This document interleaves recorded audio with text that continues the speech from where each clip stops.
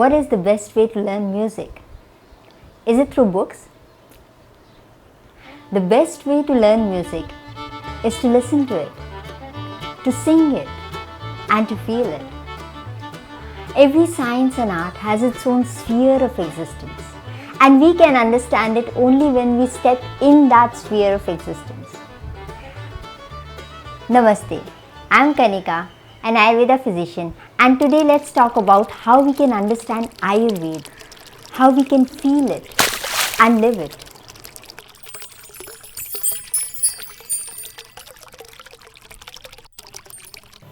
The word Ayurveda is made up of two words, Ayu and Veda, and these two words contain an entire world of meaning inside of them.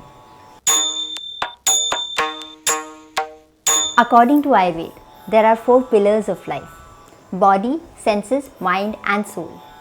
Body is the basis of physical existence. Mind and senses are the interface between body and the supreme force, the soul. And all living beings on earth are formed only when all these 4 factors come together. Even if a single factor is missing, there can be no life formed. And Ayu is the duration for which all these 4 factors come together to form a new life in all living beings. And this is the reason why the Vedic people always knew that the life starts with a fetus, and even a fetus is as respectable, as sacred as life in a fully grown human being. They knew that even a fetus can think, feel and even learn. And so basically anything that has all these 4 factors has Ayu, and therefore it is a subject to Ayurveda.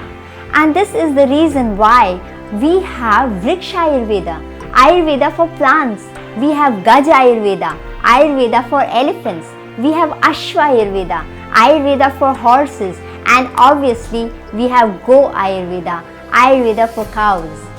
Ayurveda is also applicable to wild animals and birds if they prefer to come and get treated. The essence of word Ayu is that all living beings on earth, whether it is human being, animal, birds, plants or even worms, they all have a mana, a heart, and they all can feel emotions, they all can feel happiness, they all can feel pain and sadness.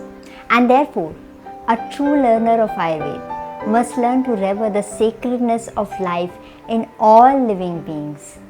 And this reverence is the seed of compassion. Only a compassionate heart can feel the need to heal the pain of the sick and suffering.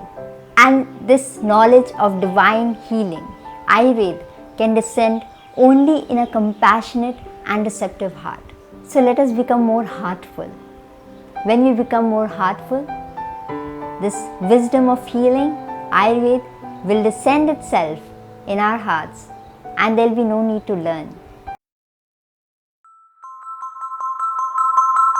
Now let us look at the meaning of the other word, Veda.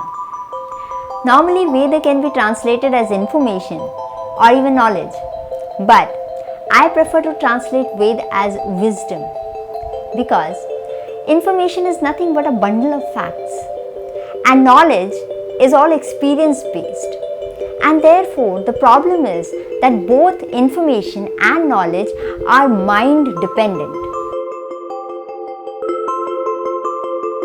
Now let us imagine that you have a telescope and you want to look at the starry sky, but the glass of this telescope is either blurred or is dirty or is cracked. In that case, you will not see the real stars, but you will see only what the telescope reflects. And that is why the mind is such an important factor. According to Ayurveda, there are 3 types of minds: Sattvic, Rajasic and Tamasic.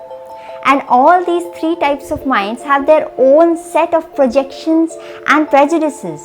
And therefore, most of us do not see what is. We see what we want to see because we have colored minds.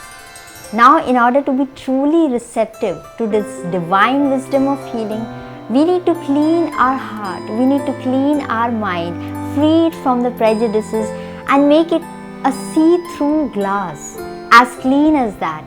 and then we will be able to see the reality and not what we want to see. I personally believe that a mild, sensitive and receptive mind is the only criteria to learn Ayurveda. And when you have such a mind, you don't need any other resource. In the next video, let us discover the importance of Ayurvedic classical text and the place of Ayurveda among other healing systems. Till then, stay tuned. Namaste and thank you for watching.